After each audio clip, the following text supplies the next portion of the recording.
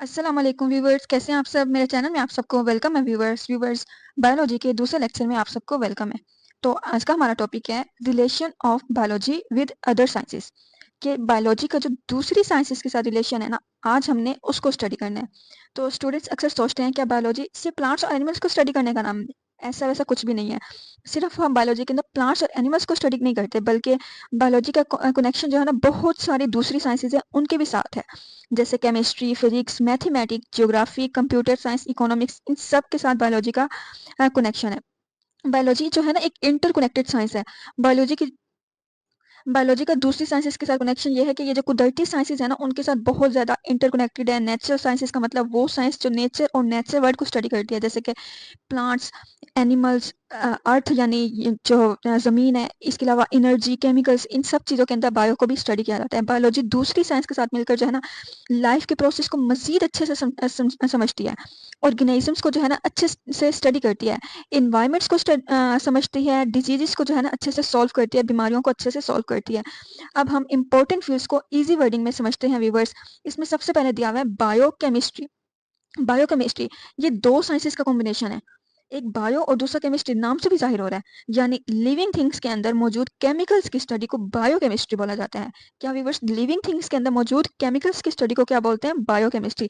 Students, हमारी जो body है और जो लिविंग ऑर्गेनिज्म में बहुत से केमिकल्स मौजूद होते हैं। हमारे जिस्म और लिविंग ऑर्गेनिजम्स में बहुत सारे केमिकल्स मौजूद होते हैं, जैसे कि प्रोटीन्स, कार्बोहाइड्रेट्स, लिपिड्स, एंजाइम्स वगैरह। बायोकेमिस्ट्री में साइंटिस्ट क्या स्टडी करते हैं कि केमिकल्स का जो स्ट्रक्चर है, उनका रिएक्शंस, उनका जो है ना फंक्शन, ये सारी चीज़ें जो है ना बायोकेमिस्ट्री के अंदर स्टडी की जाती हैं।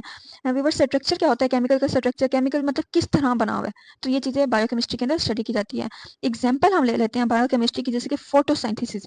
फोटोसाइंथेसिस आप लोगों ने पहले भी पढ़ा होगा, लेकिन मैं यहाँ पे आपको फिर से थोड़ा सा बता देती हूँ कि प्लांट्स जो है ना सनलाइट की हेल्प से फूड बनाते हैं। कि प्लांट्स कैसे क्या करते हैं? सनलाइट की हेल्प से फूड बनाते हैं, फिर रिस्पायरेशन करते हैं। एंड हमारा जो जिस्म है ये फूड से जो है ना एनर्जी को कैसे प्रोड्यूस करता है, इन सारी चीज़ों में केमिस्ट्री एक अहम रोल प्ले करती है। ये केमिकल जो रिएक्शंस होते हैं ना उन्हीं के थ्रू ही बायोकेमिस्ट्री, ये ये जो रिएक्शंस है वो हो रहे होते हैं। तो बायोफिजिक्स उसके बाद देख लेते हैं। स्टूडेंट्स, बायोफिजिक्स बायो और फिजिक्स का कॉम्बिनेशन है, नाम से भी जाहिर हो रहा है। इस ब्रांच में हम क्या स्टडी करते हैं? फिजिक्स के जो असूल है ना, फिजिक्स के जो प्रिंसिपल्स हैं, असूल हैं, उनको बायो में किस तरह अप्लाई किया जाता है। हम जो है ना फिजिक्स स्टूडेंट्स, हम फिजिक्स हमें फोर्स, मोशन और एनर्जी वगैरह समझाती है ना। बायोफिजिक्स में साइंटिस्ट क्या स्टडी करते हैं कि हमारी बॉडी मूव कैसे करती है। फॉर एग्जाम्पल, हमारे जो मसल्स हैं, हमारे जो हमारी जो बोन्स हैं, हड्डियाँ हैं या फिर जॉइंट्स हैं, ये मूव कैसे करते हैं, किस तरह से मूवमेंट क्रिएट करते हैं, ये इसमें भी फिजिक्स यूज़ हो रही होती है। साइंटिस्ट जो है ना वो अपने लीवर और जो मोशन वगैरह होते हैं, जो हरकतें होती हैं हमारे जिस्म की, उनके रूल्स को स्टडी करते हैं कि यहाँ पे लीवर का एक लफ्ज़ दिया गया है। लीवर क्या है? लीवर एक ऐसा सिस्टम होता है जो मूवमेंट में हेल्प करता है। लीवर क्या होता है? एक ऐसा सिस्टम होता है जो मूवमेंट में हेल्प करता है। जैसे हमारी जो बाजू है, उसमें भी लीवर जो है ना एक अहम किरदार अदा करती है, वो मूव होती हैं। तो ये सारी चीज़ें बायोफिजिक्स के अंदर स्टडी की जाती है, क्योंकि हम फिजिक्स में मूवमेंट स्टडी करते हैं, बायो के अंदर हम जिनकी को स्टडी करते हैं। ये जो हमारी जो लिविंग ऑर्गेनिजम्स की मूवमेंट होती है ना, उस चीज़ों को बायोफिजिक्स में स्टडी किया जाता है डिटेल के साथ। उसके बाद देखते हैं कंप्यूटेशनल बायोलॉजी। ये भी बहुत इंटरेस्टिंग फील्ड है। इसके अंदर क्या हम स्टडी करते हैं? ये दो चीज़ों का रिलेशन है आपस में, मैथमेटिक्स और कंप्यूटर साइंस। ये किस चीज़ का रिलेशन है? दो चीज़ों का, मैथमेटिक्स और कंप्यूटर साइंस। इस ब्रांच में जो है ना, ये बड़े गौर से सुनने वाली ब्रांच है, आप सुनिएगा। इस ब्रांच में साइंटिस्ट क्या स्टडी करते हैं? कंप्यूटर के जो प्रोग्राम्स है या जो मैथमेटिकल मॉडल्स होते हैं, एल्गोरिथम्स होते हैं, सिमुलेशन होती हैं, ये सारी चीज़ें यूज़ करते हैं। फिर एल्गोरिथम क्या होता है व्यूअर्स? एल्गोरिथम देख लेते हैं। ये जो स्टेप बाय स्टेप जो इंस्ट्रक्शंस होती है ना, जो कंप्यूटर फॉलो करता है। या फिर सिमुलेशन देख लेते हैं। सिमुलेशन का मतलब होता है व्यूअर्स, कंप्यूटर पर जो है ना किसी प्रोसेस का जो है ना मॉडल बनाना, किसी प्रोसेस का मॉडल जो है ना कंप्यूटर के ऊपर बनाना। अब डायरेक्टली हर जो है ना अपने साइंटिस्ट क्या एक इंसान के ऊपर तो तजर्बा कर नहीं सकते। वो क्या करते हैं? पहले कंप्यूटर का यूज़ करते हैं, वो मैथमेटिक्स का यूज़ करते हैं, कंप्यूटर का यूज़ करते हैं, फिर वहाँ पे किसी चीज़ का तजर्बा करते हैं, उसके बाद इंसानों या जानवरों के ऊपर अप्लाई करते हैं। फिर कंप्यूटेशनल बायोलॉजी का यूज़ जो है ना वो देख लेते हैं। साइंटिस्ट जो है ना बायोलॉजिकल जो डाटा वो जो एनालाइज़ किया होता है ना, जो इन्होंने कंप्यूटर पे बनाया होता है, उसको इकट्ठा करते हैं। फॉर एग्जांपल, जैसे कि प्रोटीन्स हैं, उसमें अमाइनो एसिड्स की जो है ना सीक्वेंस देख लेते हैं कि प्रोटीन्स अमाइनो एसिड से क्योंकि मिलके बनता है, क्यों वो फिर वहाँ पे अमाइनो एसिड्स के जो है ना सीक्वेंस को देख लेते हैं। अमाइनो एसिड्स क्या होते हैं? अमाइनो एसिड्स जो है ना प्रोटीन्स का समालित जो बिल्डिंग ब्लॉक होते हैं ना, वो सारी चीज़ें देखकर उसका जो है ना ज़िंदगी के ऊपर क्या असर हो रहा है, ये सारी चीज़ें समझते हैं कंप्यूटेशनल बायोलॉजिस्ट। तो उसके बाद देख लेते हैं बायोजियोग्राफी। बायोजियोग्राफी में व्यूअर्स हम क्या देख लेते हैं, बायोलॉजी और जियोग्राफी का जो आपस का कॉम्बिनेशन है ना, तो ये चीज़ बायोजियोग्राफी के अंदर स्टडी की जाती है। तो यानी जो डिफरेंट मुख्तलिफ जो रीजन्स हैं या फिर ज़मीन के अंदर जो है ना मुख्तलिफ इलाकों में जो ऑर्गेनिज़म्स की जो डिस्ट्रीब्यूशन है ना, उन चीज़ों को अपने समझा जाता है बायोजियोग्राफी में, यानी कि एक ऑर्गेनिज़्म किस एरिया में पाए जाते हैं। जैसे कि हम कैमल्स को देख लेते हैं, ऊँट यानी ऊँट जो है ना ज़्यादातर डेज़र्ट वाले रेगिस्तानी इलाकों में पाए जाते हैं। या फिर हाँ, ये जो पोलर बेयर्स होते हैं वो न कोल्ड एरियाज़ में पाए जाते हैं, तो ये जो है ना बायोजियोग्राफी के अंदर ये चीज़ स्टडी की जाती है कि कौन-सा जानदार कहाँ पे पाया जाता है। तो क्लाइमेट चेंज भी जो है ना बायोजियोग्राफी के अंदर स्टडी किया जाता है।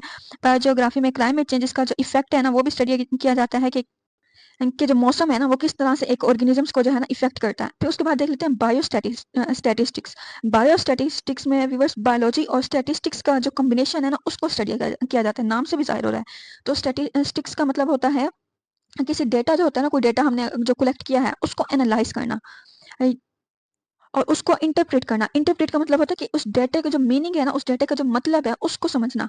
ये चीज़ें बायोस्टैटिस्टिक्स के अंदर स्टडी की जाती है। इसकी जो अहमियत है ना व्यूअर्स, वो ये है कि बायोलॉजिकल जो रिसर्च है ना, उसके अंदर ये काम आता है। ये हॉस्पिटल्स वगैरह में काम आते हैं।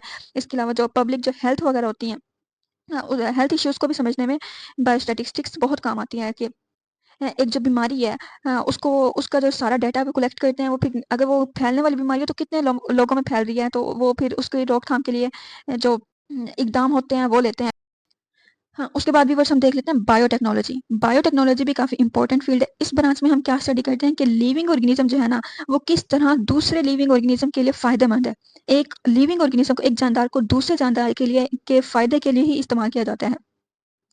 और ऐसी चीज़ें बनाई जाती हैं जो इंसान के लिए फ़ायदेमंद होती है, जैसे कि मेडिसिन्स बनाई जाती हैं या फिर वैक्सीन्स वगैरह बनाई जाती है। एग्ज़ाम्पल अगर हम बायोटेक्नोलॉजी की देख लें तो वो ये है कि बायोलॉजिस्ट क्या करते हैं, बैक्टीरिया जो होता है ना, बैक्टीरिया, हाँ, ये उसको यूज़ करके जो है ना उससे इंसुलिन बनाते हैं।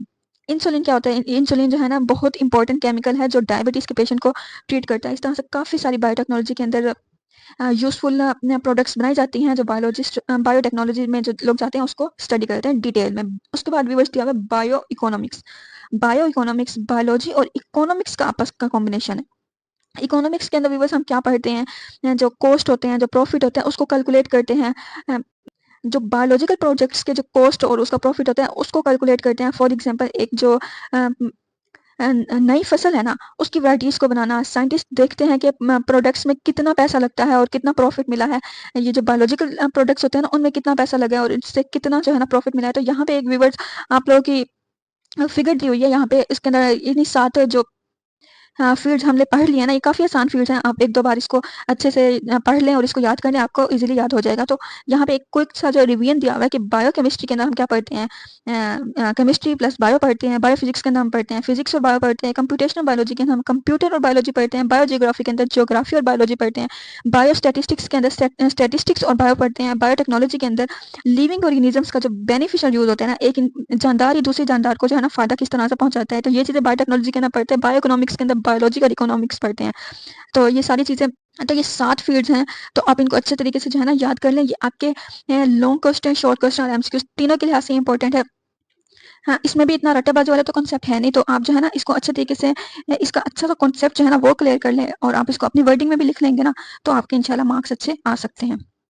हाँ, वैसे आमतौर पर जो पहला चैप्टर होता है ना, वो काफ़ी ज़्यादा इम्पोर्टेंट होता है। हर बुक का उसके अंदर से लॉन्ग, शॉर्ट एंड एमसीक्यूज़ तीनों आते हैं, तो उसको आप अच्छे तरीके से प्रिपेयर कर लें। तो बाकी के जो चैप्टर्स होते हैं ना, वो मोस्टली ऐसा होता है कि पहले चैप्टर की जो है ना, उसी को ही ज़्यादा एक्सप्लेन करे होते हैं। तो मेरी पूरी कोशिश है कि मैं जो है ना आपके लिए काफ़ी आसान-आसान अल्फ़ाज़ में जो है ना एक्सप्लेनेशन लाया करूँ, तो आप मेरे साथ कनेक्टेड रहिएगा। आगे आने वाली वीडियोज़ मेरी इससे भी ज़्यादा इंटरेस्टिंग होने वाली हैं। मेरे चैनल को अपने दोस्तों वगैरह के साथ लाज़मी शेयर करें ताकि उन सबका भी फ़ायदा हो और मेरे चैनल के साथ कनेक्टेड रहिएगा। मेरे चैनल को सब्सक्राइब करना मत भूलिए। कोई अगर बात समझ नहीं आए तो कमेंट कर लें, मैं इंशाल्लाह आपको लास्ट में जवाब दूँगी। अल्लाह हाफ़िज़।